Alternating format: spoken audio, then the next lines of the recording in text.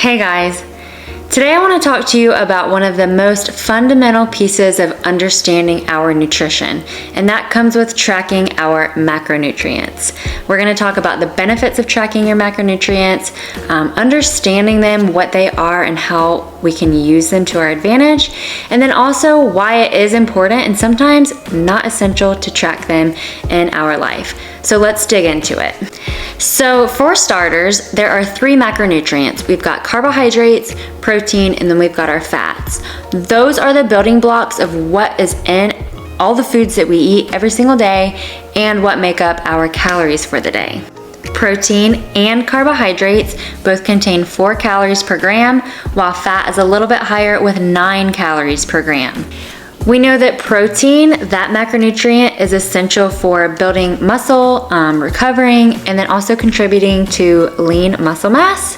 We know that carbohydrates, carbs for short, are essential for our energy, mental focus, mental performance, and then also have micronutrients in them. They also help us stay fueled and ready for our workouts when eaten close to our workouts. Last but not least, fats are vital for your cognitive health, hormone health, cognitive function, and long-term energy. So now that we know what the three macronutrients are, we can go over how to measure them and track them throughout your day.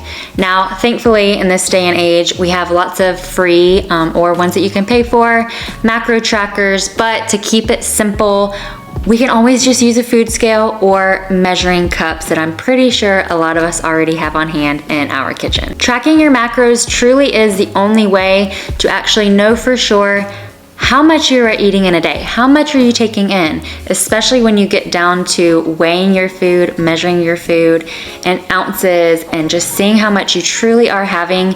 Then we can see, okay, am I performing well because of how much I'm eating? Am I not eating enough? Do I need to be in a deficit to lose the weight I want to lose? So on and so forth. Another great benefit of tracking your macros is knowing exactly where all of your calories are coming from during the day. Maybe you had a bagel at breakfast and you look back at your day and you see, oh, okay, well that had this many calories, this many grams of carbs, fats, and proteins, and then you can weigh out what you should be having, what you should not be having. And of course, the more you do it, the more you learn and correct mistakes. You can see where, like I said, certain foods bring in lots more calories and all that good stuff. Now I know, tracking your macros and weighing and measuring every single piece of food that you are going to eat may seem like a lot of work, it may seem tedious, but I promise you, the more you do it, the more flexibility you will have, and the more you'll learn about the foods that you eat. And maybe over time, you'll get to the point where you learn so much about the foods that you have on a regular basis that you won't even have to worry about your measurements, and you'll just really realize portion control and what is in those foods that you are eating, which is another point I want to talk about: freedom in your eating habits.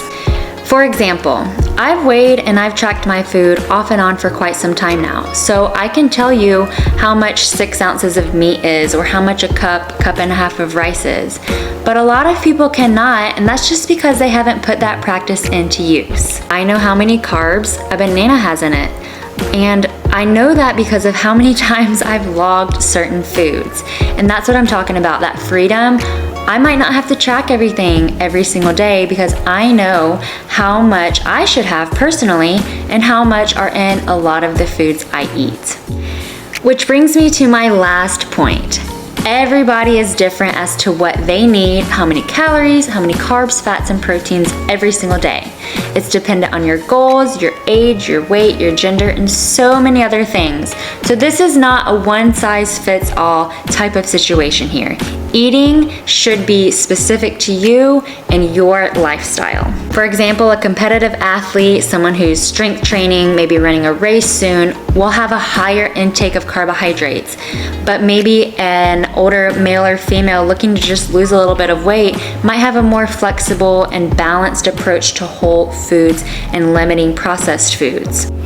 If you're looking to just start eating a little bit healthier, maybe not tracking all of your macronutrients and calories or weighing out every piece of food that you eat, you can always try what I like to call the plate method, making sure you have a lean protein on your plate, lots of veggies, a starchy carb, and a little bit of fat.